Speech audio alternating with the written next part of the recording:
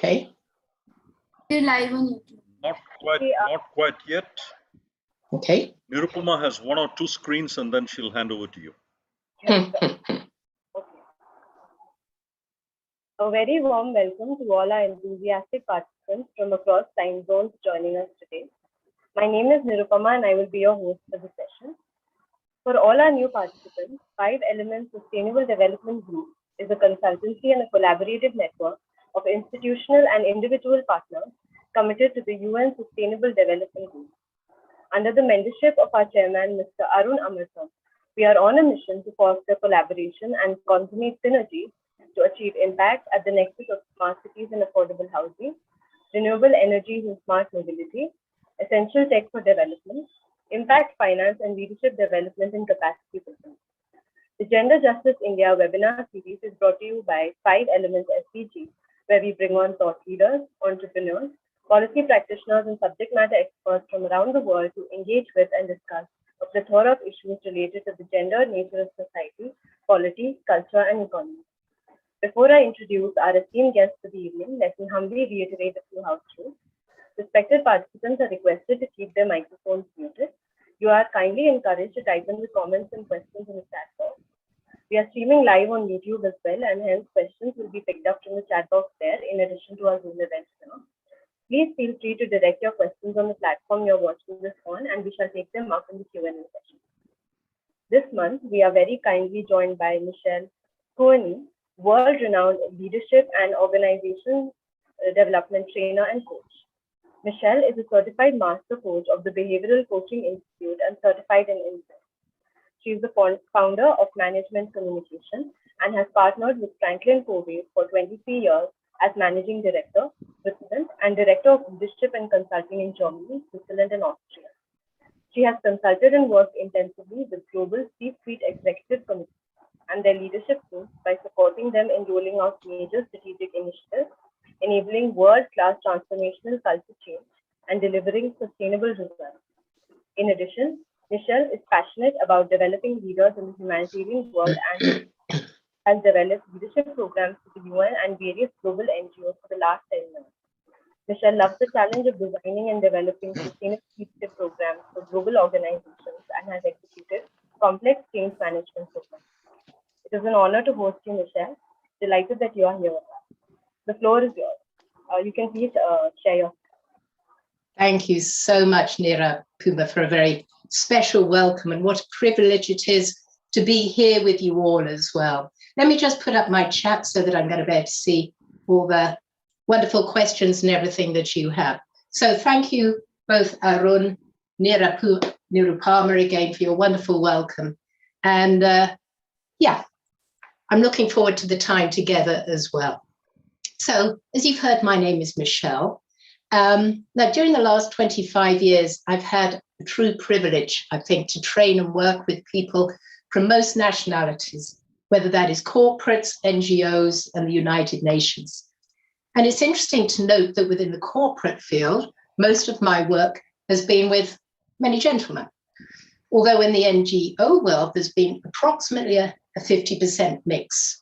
So this picture, for instance, is from when we were supporting a women's group of teachers to train people up country in Kenya. Now, what have I noticed, or what have, sorry, some of my key insights been? You know, no matter where we are in the world, whether we're Switzerland, India, America, South America, or Asia, we all face similar issues and challenges regarding gender on varying scales. So gender justice isn't just an Indian or a Swiss problem. It's simply a human problem, which I think you also mentioned, Arun. And many people, NGOs, the UN and corporates are working really hard towards achieving this gender equality. But I think we are all constantly being reminded with the harsh reality of how fragile some of these developments are. And as we've seen only recently with the situation, for instance, in Afghanistan, we have to keep trying and never give up. Now, our objective for today then is to understand the role of mindset and behavioral change in addressing gender challenges at work and support the journey of implementing inclusive sustainability on an individual, team, and organizational level. Now, we want to be aware that mindset change at the individual level is just the starting point. And that obviously needs to go hand in hand with a much broader commitment to gender justice and the reduction of barriers through behavioral change with our teams, and then at the societal level, if we want to achieve a really truly inclusive and a sustainable world. Now, here's a question for you. What percentage of employees are reconsidering their current job because they feel their company is not doing enough to address social justice issues externally? Just put in the chat what number you think that might be. Or just speak up loud, whichever you prefer. Thank you, Anvesha. 70%. Any other thoughts? Okay, so it looks as if we're staying at 70%. Let's see what that figure is. 43%. That means 43% of employees are reconsidering their current job because the company isn't doing enough to address social justice issues externally. Now, gender inequality at work is first and foremost a societal problem, and that is embedded in the larger power relations and structures of our societies and, of course, our cultural contexts. Now, according to the latest latest McKinsey research, across all industries and roles, women are promoted at a slower rate than men. Indeed, apparently only 86 women are promoted to manager for every 100 men on the same level. But the gender gap for women in technical roles is even more pronounced, with only 52 women being promoted to manager for every 100 men. Now, diversity is absolutely crucial in these roles to help de-bias the technologies that make up, the ever-present and ever-evolving component of modern life. We all know how quickly that is changing, how many strategies are heading now for these digital strategies. And furthermore, McKinsey has shown that a strong relationship exists between diversity on leadership teams and the likelihood of financial outperformance for companies. So the most gender diverse companies are 48% more likely to outperform the least gender diverse companies.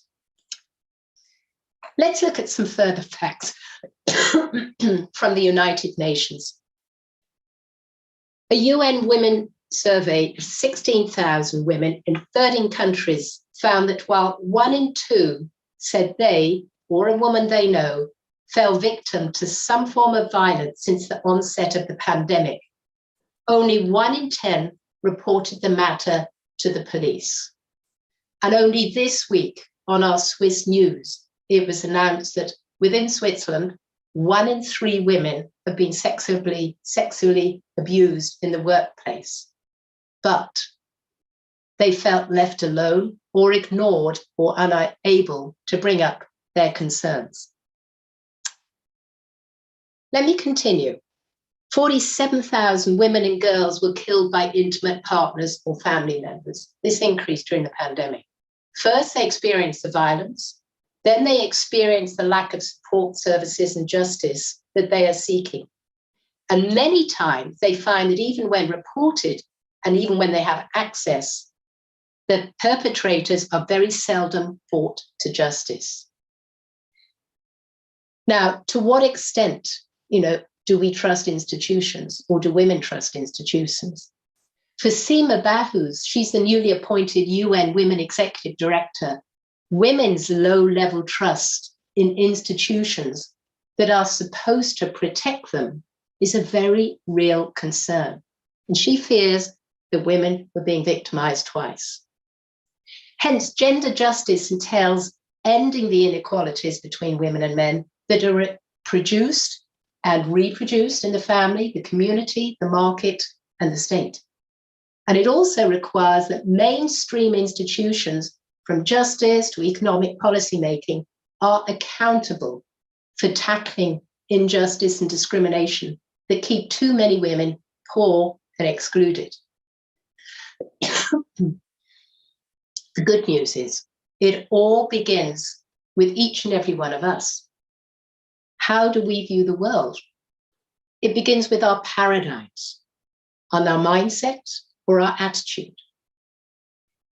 If I take the responsibility to begin with myself, then my intent is to be a role model to my family, to my team, to the organization, to the NGO. And when individuals, when teams and organizations stand for diversity, justice, and inclusivity, these values are going to gain greater visibility, acceptance. Then they will become the norm rather than the exception. Now, by leading ourselves, we intend, or our aim is to develop really strong roots and act with integrity. And Stephen M.R. Covey, who's done a lot of research in this area, considers that integrity is deep honesty and truthfulness. It's who we really are. And it includes acting with integrity. What does that mean? He considers that it means being courageous. That means doing the right thing when it is really hard to do. Standing up and having a voice, for instance, when you feel injustice is being done. Be an ally. It means to act congruently. In other words, live in harmony with your deepest beliefs. Walk the talk. And if you say that gender justice is important, then it means we need to take the necessary steps within your circle of influence to ensure its implementation. And we need to better stand firm for principles. So 3 components there, but how each and every one of us can make a start. You know, I truly believe that we can make a change. It starts with us and reconfigure our world. And Thomas Kuhn said all significant breakthroughs are break withs, old ways of thinking. That might mean we need to reframe. Now, another way to understand the concept of reframing is to imagine looking through the frame of a camera lens. The picture seen through the lens can be changed to a view that is either much closer or much farther away. And by slightly changing what is seen in the camera, the picture is both viewed and experienced differently. So it is very easy nowadays to get into the paradigm that your outlook is the only way to look at a problem or to solve a problem.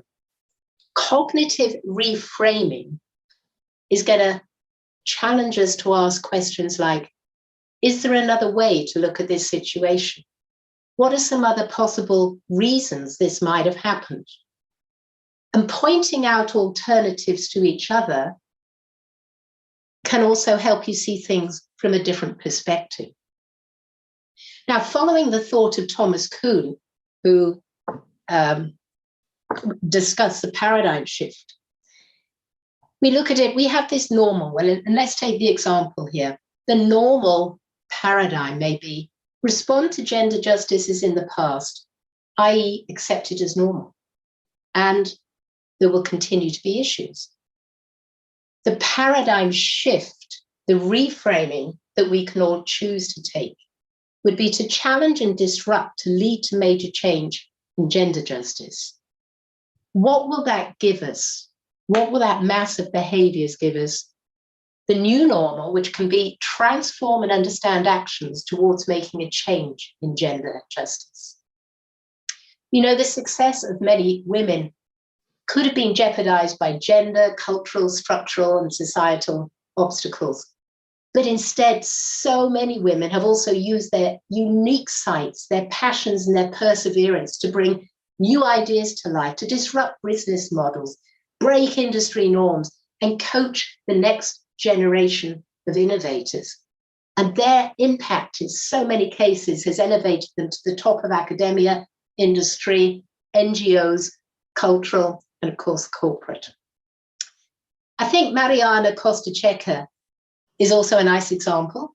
She is a Peruvian businesswoman and the founder of an education nonprofit called Laboratia, which she began in 2014.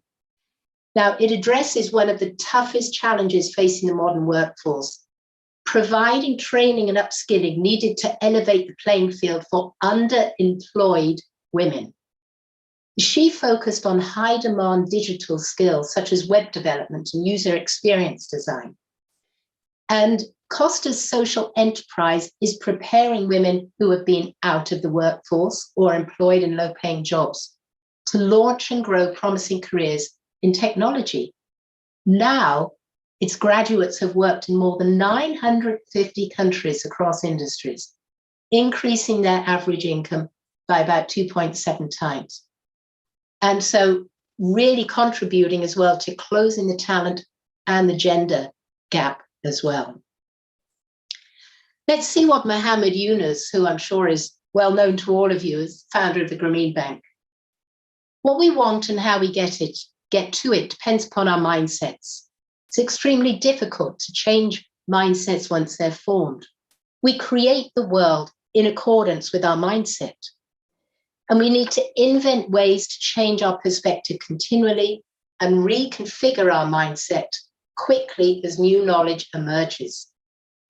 We can reconfigure our world if we can reconfigure our mindset. Now, quick minute in the chat, where do our paradigms, our views of the world come from? Maybe you can just put that in the chat for a moment. Where do our paradigms come from?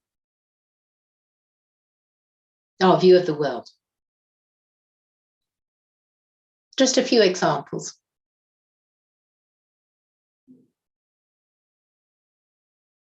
Any ideas?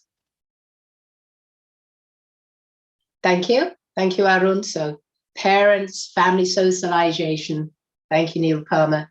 Of course, our education, our background, societal norms, role models, sociocultural conditioning, peers, yeah. Thank you, media, yes, exactly. So there are all these things which are contributing to our paradigms, which some might be conscious and some are unconscious beliefs that we have about how the world is and how it operates. Why are our paradigms so important? Maybe you can just pop that into the chat again. Excuse me. So why do you think these are so important for us? And Michelle, thank you. It is our lens to the world. There are glasses. What is written on our glasses? And what will that impact? That will shape our behavior. Yeah. So depending upon how we see the world, that drives our behavior, consciously or subconsciously, most of it subconsciously, and that behavior gives us the results that we get. Now let's start with ourselves again. The starting point is, how do we view the world in this instance of gender justice? Let's take an example. I assume that the females on my team may not be as capable in a certain skill as others. How will I treat them if I view them like this? Any thoughts or actions? Just please feel free to put them in the chat. I'm viewing that certain members of my team, how will I treat them? I view them as not capable. Right, thank you. Yes, or maybe I will not consider them, for instance. I might miss out on information to them. I might treat them as kids who know nothing. Exactly. Now, if you were that person being treated in that way, how would that make you feel? And what results would that give? To what extent would that tap into your motivation and your engagement and your ability to do your best? Will you feel excited, motivated? Probably not. And I will see you saying, it's not my, responding in the way and not being very intrinsically motivated. I will continue to tell myself another story, which will reinforce that paradigm that I hold. You see, I told you they're not capable. Now, I could reframe. I could consciously choose to see, in this case, for instance, females differently. What could I tell myself? I could say they all have the capacity to succeed, which is what Muhammad Yunus said about the poor people. If I see them that way, what will I do? I will look for every opportunity to develop them, give them opportunities, build them up, grow them. What results will I get as a result of that? They will deliver better results. They may find ways to speak up courageously and deliver above and beyond their full potential, above and beyond what they knew they were capable of. They will feel acknowledged and respected. And how will that reinforce my mindset? I will think, wow, I've got terrific, capable people. So depending upon how I choose to see gender justice will drive my behavior. And that behavior will give me my results. And that in turn will reinforce my mindset. Stephen Covey said, if we want small changes, change your behavior. If you want quantum leaps, change our paradigm. Now let's look at our thoughts, because those are the millions of thoughts going through our minds every day. Now, as I say here, thoughts in themselves are not problematic. However, some thoughts might be distorted, and although never tested, may determine our behavior. So it's important to note that it's not the thought that is problematic, but the way that we may perceive certain thoughts to be true. And maybe we're often unaware of their impact. Now, although thoughts to some degree may reflect reality, they can be distorted. And although maybe sometimes not tested, they are still going to strongly determine our behavior. Now, if we personally or with our team undergo, for instance, gender training, it will at least enable us to be aware of the ingrained and patriarchal beliefs and stereotypes which are shaping our mindset and hence get reflected in the level of diversity in the workplace. So becoming aware of our mindset, of our paradigms, we can challenge these patterns and commit to a much more just and diverse workplace. Now, once again, mindset change at the level of self is just the starting point. And that does need to go hand in hand with a much broader commitment to gender justice. But just imagine when individuals, teams, and organizations stand for diversity and inclusivity, these values will gain greater visibility, greater acceptance, and become the norm rather than the exception. Now, this is a picture of a brain. Basically, if you have a brain, you have a bias. So what does that tell us? We all have biases. Now, what is a bias? It's a preference in favor of or against a person, thing, or a group. Now, preference is important as it can be benign. So, for instance, I might prefer the sea to the mountains. And biases are the result of how our brain operates or take shortcuts. And our biases apply to people as well, things like gender, race, age. Now, biases can also have a negative or positive consequence. So, for instance, I might have a preference for working with people from a certain country or a certain gender.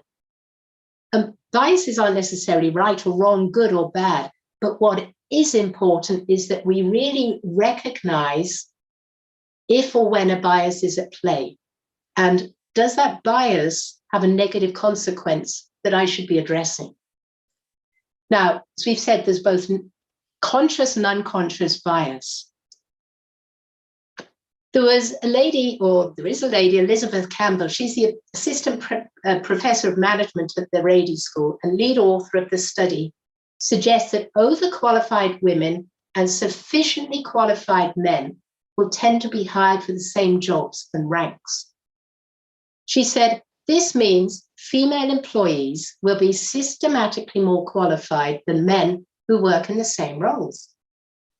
Now, generally speaking, this means that women aren't getting the same return on investment for their qualifications compared to men, and that women are likely to end up in jobs below their qualification level relative to men. It also suggests that firms might not be hiring women for positions that really fully utilize their experience or expertise, which might not be good for the firm's performance at the end of the day. Now, we find women need to have more qualifications than what is necessary for a job, with evidence documenting women's relative slower ascent up the organizational hierarchy compared to men. So the point here as well is that when making decisions in uncertain situations, people tend to fall back on our unconscious biases and stereotypes without realizing it. Thank you, Andesha. Can we put that on hold? I think that is a very good question to consider afterwards, if we maybe we can highlight it afterwards. Let me just come now to stereotypes. These are often generalized images about people within a society. So a gender stereotype is a preconceived idea where women and men are assigned characteristics and roles determined and limited by their gender. And stereotypes about gender might take one or two forms. One assumes all members of a category, such as a profession, share a gender. For example, the assumption that, well, all company directors are men and all assistants are women. Now, the other is assuming that all members of a gender share characteristics, believing that, well, all women love to shop or that boys don't cry. You know, it may seem funny at the time, but I've done very many exercises with people where there has been laughter at these differences. And afterwards, the realization that it can be so painful if ever you are the subject of a stereotype. So I'd like you to challenge you to think about what stories you might tell yourself. You know, are you aware of your mindset? What biases or stereotypes are you holding? What is your genuine intent? And on a team level, how do you view your employees or peers? What biases do you have? Do you genuinely see the best in each person? And is your intent genuinely to unleash their talents there?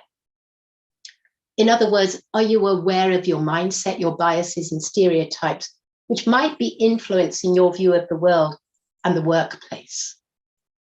Now, our language flows out of our paradigms and our mindsets and our thoughts. And gender discriminatory language is the opposite of gender sensitive language. Now, that might include words, phrases, or other linguistic features that foster stereotypes or maybe demean a gender or ignore women or men. And at its most extreme, of course, it fails to treat the genders as equal in value, dignity, integrity, and respect.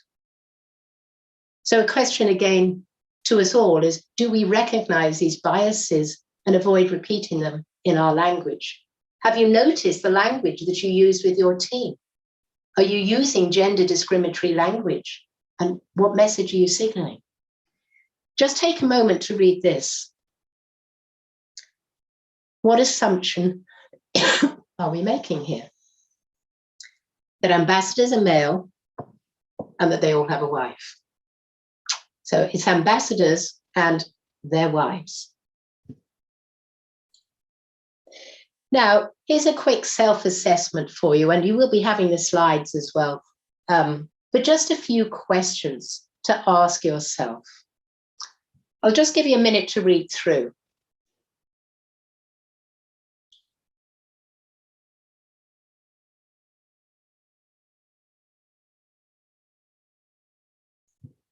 And do you have any key learnings or insights after that?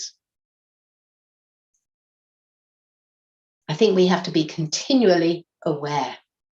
It is a continual journey. Now, when it comes to discussions about gender equality, men quite rightly might equally say, well, what about the men?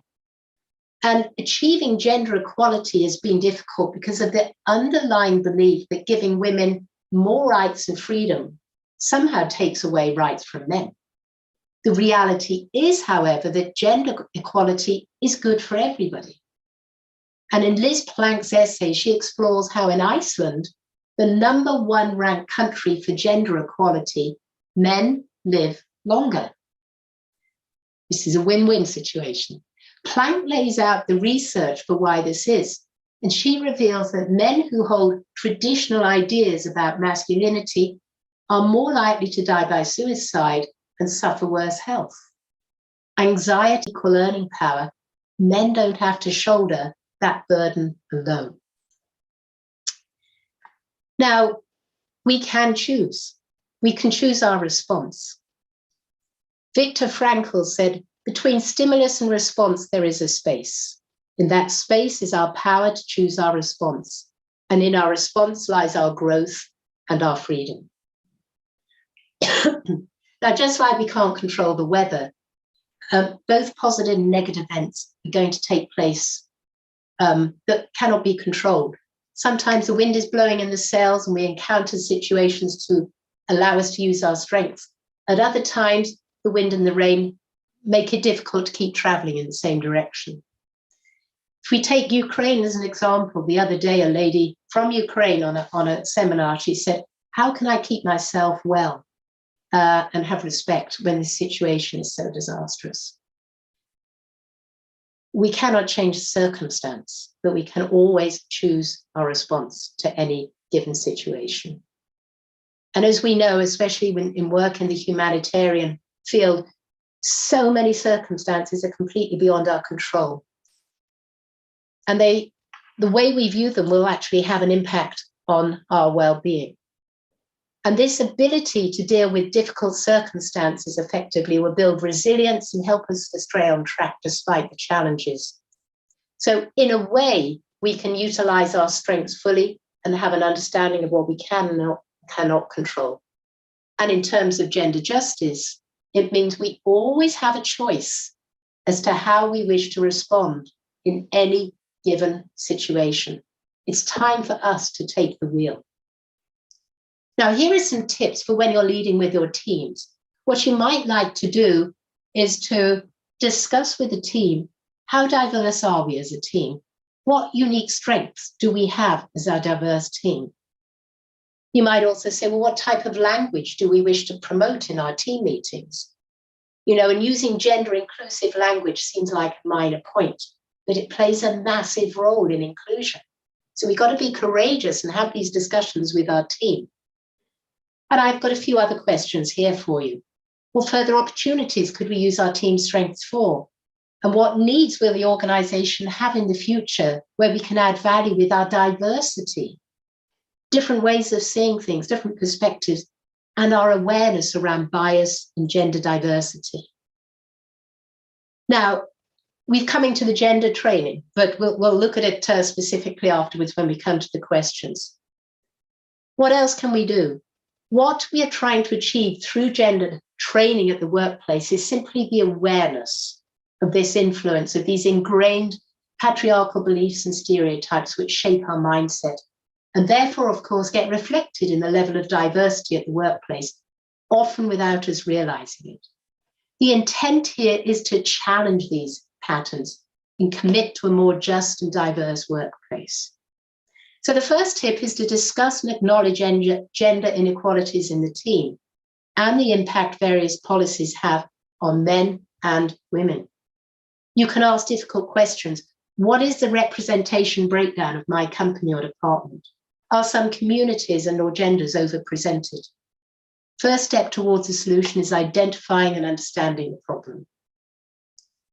Gender training can make a difference if implemented systematically. Let's ask as well, do you feel there are any key relationships that would be valuable and important for you to improve? Or what could be the benefits or value of you acting on this data? Commitment to gender, well, let me take a step back from addressing the training. At least training is going to provide participants with the knowledge, skills, and values to contribute to the effective implementation of gender mainstreaming strategies in their field, in their NGO, in their country or institution. And commitment to gender equality requires making sure that people in charge know what needs to be done and how to do it. So the challenge is to organize and use knowledge in ways that make difference. Exactly, Nirupama, thank you, good point. This is some information from Corn Ferry, some comments. Rather than being just an end in itself, leveraging diversity, equity, and inclusion to help achieve sustainability goals is also a means to an end. It's possible to take better care of our people and the planet and still generate profits. And statistics show that companies that maximize their diversity and inclusion efforts end up with more innovation, higher growth, faster time to market, and therefore profitability. This is a revolutionary mindset that feels daunting for company leaders. Some might choose to downplay it by declaring it's all a distraction. Others hopefully will choose to be proactive. Now, some more tips. How can your organization promote equity? Well, how high is the level of awareness and commitment to gender justice by the organization's leaders and employees? You have to be intentional in hiring. Secondly, talent. Is gender justice integrated into all your talent management processes? How are you going to retain these people? What professional developments are you offering them? And on the risk management side, to what extent does an organization have the infrastructure, capabilities, and behaviors to identify, quantify, mitigate gender justice risks? Some further point, operations alignment.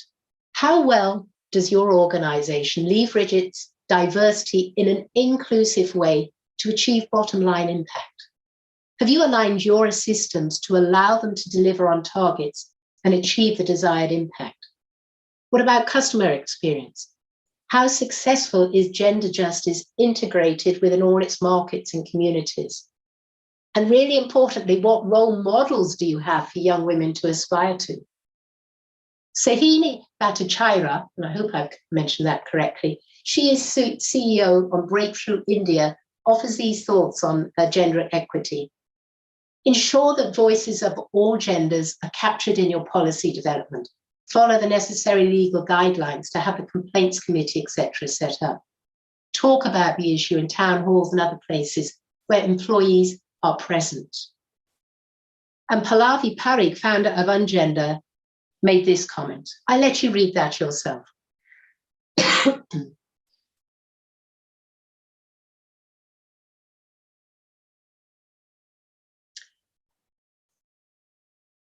So companies can better support the advancement, for instance, of women in technical roles by providing them with opportunities to build a wide array of skills, along with structured guidance on their professional development.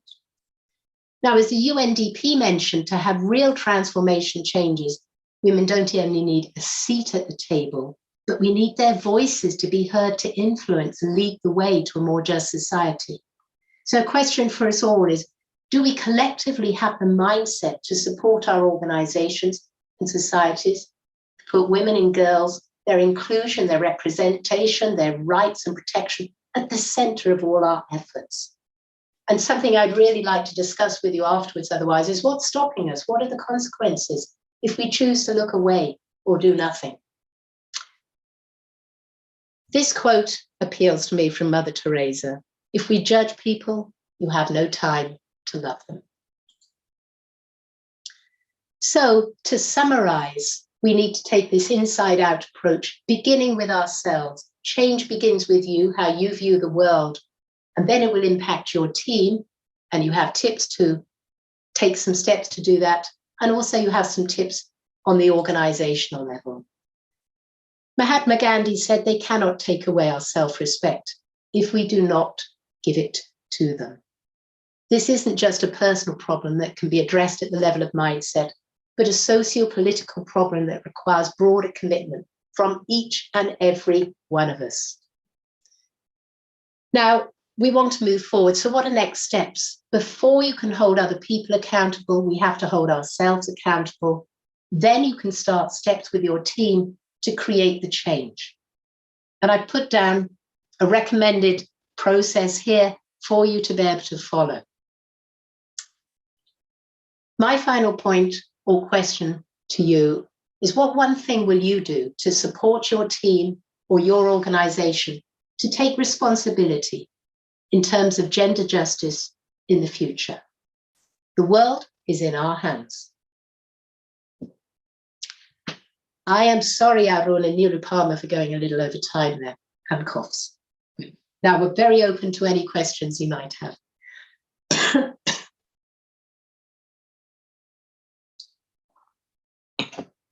I would love to answer any of your questions.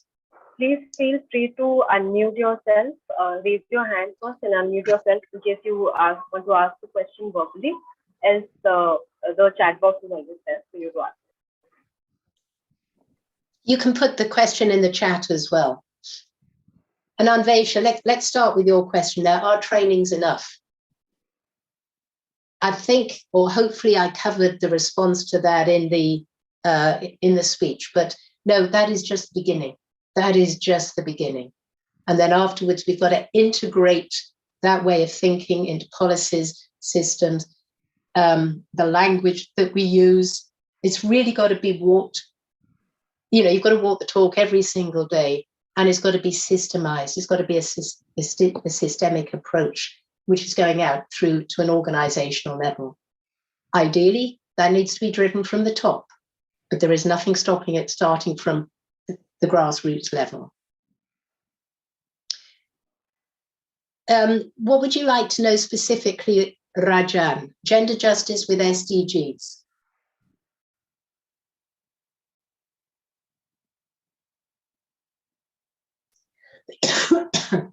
I mean, it's such a broad topic. What specifically would your question be? I would like to, or let me turn the question around. Why can gender justice within SDGs not be relevant? What will happen if we don't take any steps?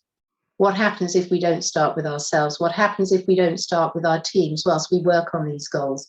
What happens if we don't incorporate this way of thinking in our organization, whether that is an NGO, development business? How to link to them? I would say exactly the same approach, that it has got to begin with each and every one of us, and think, looking at the goal that you have chosen, put that on the radar screen. How, and challenge yourself and the team, how are we bringing this in to achieve our goal?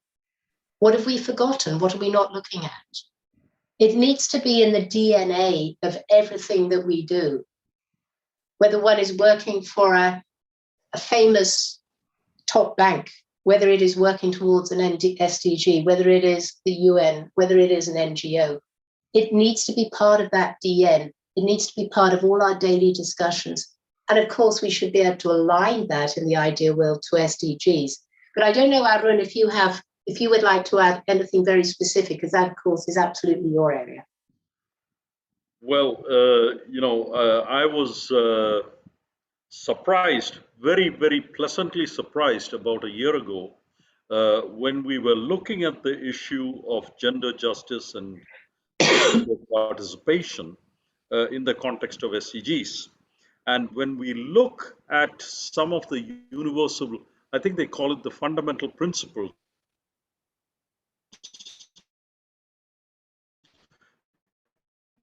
behind the SDGs, the lack of sustainability if you don't talk of human rights.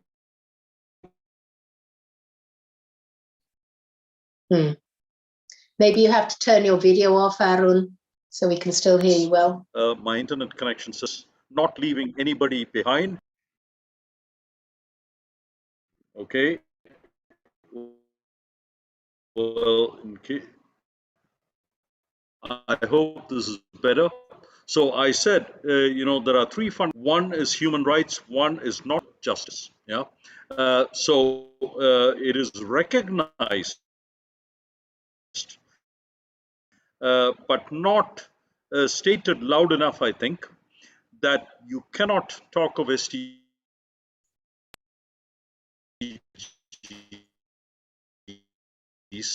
if you don't have gender justice, because your relation straight away. Elements from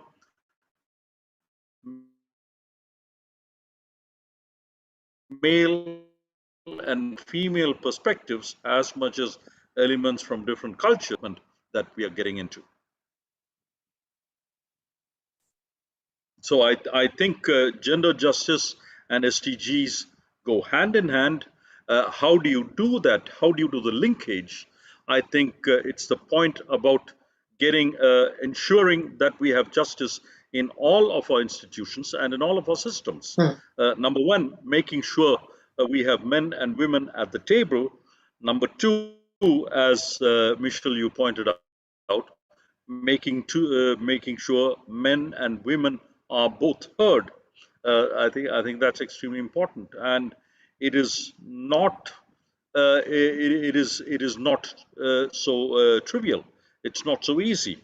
At the national level in India, we are fighting for 33% representation of women, and we are currently, I think, around 12 or 13% is where we are. Yeah.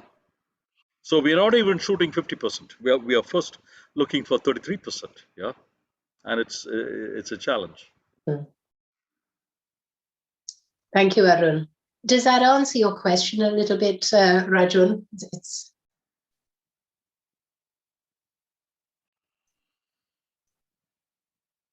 What are some further questions that you might have?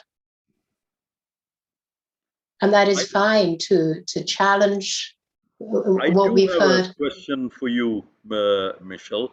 But before I come to the question, thank you so much that you are part of this webinar and part of the series of webinars that we do on a monthly basis. Our relationship goes back, if I remember correctly, to 2005. So it's 17 years. And thank you. This time I'm sitting in India. Delighted to have you here. Now, you have seen this issue across many cultures. You spoke about Iceland, which ranks highly. You worked with Europeans, you worked with Africans a lot. I don't know to what extent with Indians. What are those cultural traits and what are those cultural dimensions in Hofstadter's language, perhaps, which favor or hinder gender justice? Why are some societies more successful? Why are others struggling? Yeah, it's a very good question, Arun. Thank you. I think it comes back as well to the social environment in which everybody is brought up in, as we sort of briefly discussed, and what is normal. And of course, I think many people do not question that normal unless one puts it very specifically on the table and says, well, how is this? And what are you doing about it? So you've got, that is why it was Anvesha who said, our training's enough. No, but it's a really good start. It is a really good start, because if you are in a country where it is not even on the radar screen and you can bring that in, at least you are creating the very first little ripple in the pond to say, this is an issue, or we need to pay attention to this. Actually, these are the benefits for everybody as well. And making people aware of their common behaviors and their language, the jokes which they might use, all these type of aspects. So I think that is the starting point for that. I wouldn't say one country is more pronounced than others. I think it depends on how exposed people have been, which industry they are working in. to some extent level of education, but not necessarily. So I think it is a very unique thing, but that's also why we have a big chance, because it does begin with each and every one of us. What we cannot tolerate, I think, moving in the future is for people to say, well, that's just the way I am. You know, and again, coming back to the gender training, we can give people the opportunity to realize, first of all, question and what harm is this having if we continue? What are the consequences? What results will we get if we continue in the same way of thinking? And what opportunities does it open up for us all to make the world a better place if we're aware of this and then make a commitment, start to do something? I don't know if that answers the question or not, maybe not so well, but otherwise, please drill down again a little bit more, Aaron. I made a note of questioning the norm. To what extent? Well, this is it. Yep. Yeah. And, you know, that is something I think that we can all do within our teams.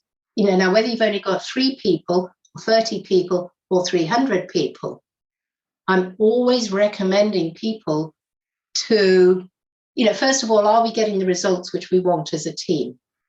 Yes or no? And of course, there's always going to be discussion. Okay, so what behaviors are we seeing? You know, the majority of the people doing, and that creates a culture. What are we seeing the majority of the people doing or treating people? And then what mindsets are treating that, you know, are causing that? And if we are not getting the results which we want, maybe we have a lot of conflict in a team. You know, what results we're getting? Well, people aren't collaborating, they're not sharing.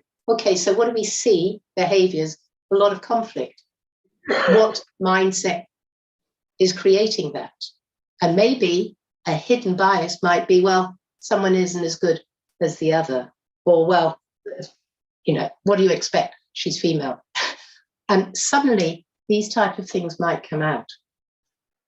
And that is why I think we can also then challenge in a good open team discussion, what are our team norms? What do we accept? What do we not accept? And giving the people the voice to say, actually, that is really painful when certain team members say X, Y, Z, or have a bias or have a stereotype. So I think challenging those norms is really very important. And that's the first step towards the awareness. Thank you.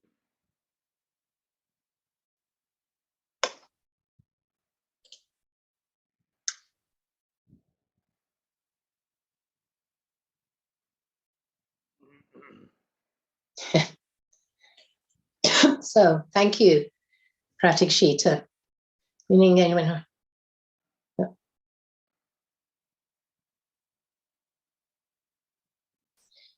Do you know every system will get the results which it is designed to get? Now, in the ideal world, we are also going to create a system which is going to get the ideal results. Exactly the same. If you look at that see, do, get model, let us expand that to a whole change model. How can our systems cope? We need, you know, the answer is maybe not one we want here, but we have to design the system which will be able to cope with it. So if we are going to go into a diagnostic situation, we will say, what would our system and processes look like which will enable us to cope with this? Now, who are the best people to be able to deal with these type of things? And how many do we need? In what positions, what roles, what responsibilities? Trying to correct the system, you know, is a little bit like a running race. You're constantly trying to catch up and race. But I think it comes back again to awareness to start with. What barriers have we got in our systems which are stopping us achieving the results that we want to get? So there's no quick fix, that is for sure.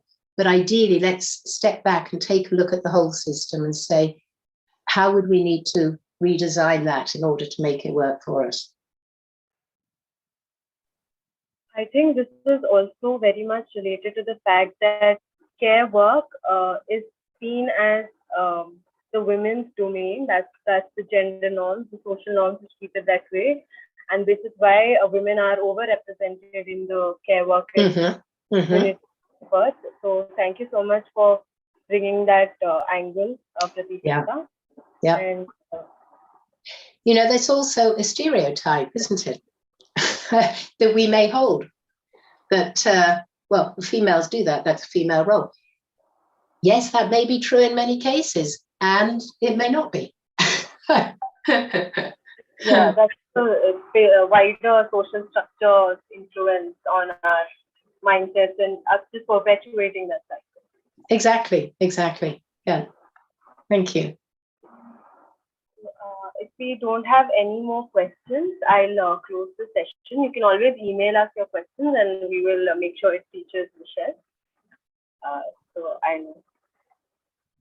So, with this, thank you so much for joining, everybody. It's been a pleasure to see you. I think we could have spent a long time discussing in depth a lot more questions, but I appreciate you taking the time, and it's been wonderful to be with you all. Thank you. Thank you to Arun and to Nirupama. Thank you, Michele, for this very Thank you, insightful session on the role of mindset and behavioral change in addressing gender challenges at work.